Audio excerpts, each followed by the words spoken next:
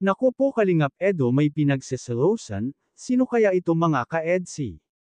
Ito ang pag-uusapan natin maya-maya lamang, pakiusap patapusin ang video para malaman ang nilalaman nito at kung bago ka pa lang sa aking munting YouTube channel paki-subscribe para lagi kang updated sa video ng mga Kalingap.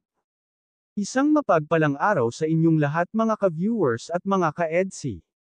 Bianzi nagulat sa pagseselos ni Kalingap Edo. Ngayon lang nangyari ito na si Kalingap Edo ay may pinagseselosan.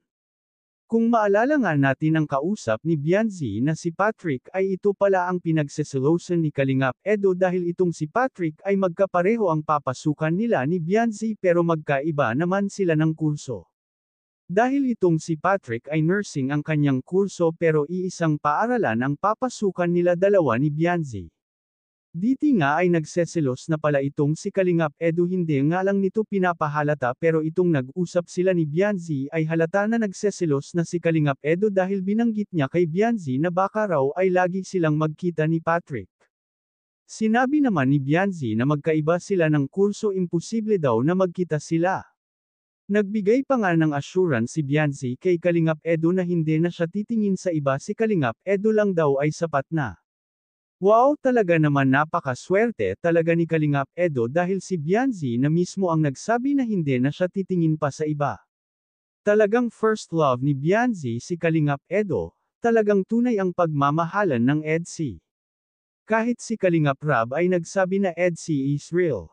Talagang sila na kahit ang mga magulang ni Bianzi ay tanggap na si Kalingap Edo, hindi na ito kumokontra at malaki ang tiwala ng mga magulang ni Bianzi kay Kalingap Edo.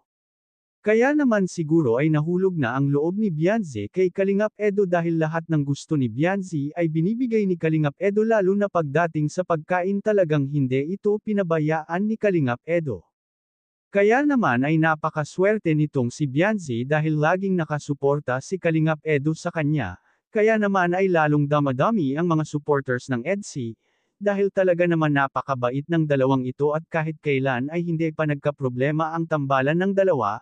Sinabi pa nga ng dalawa na hindi sila tutulad sa ibang tambalan na ang bilis maghiwalay, ayaw daw nilang maghiwalay.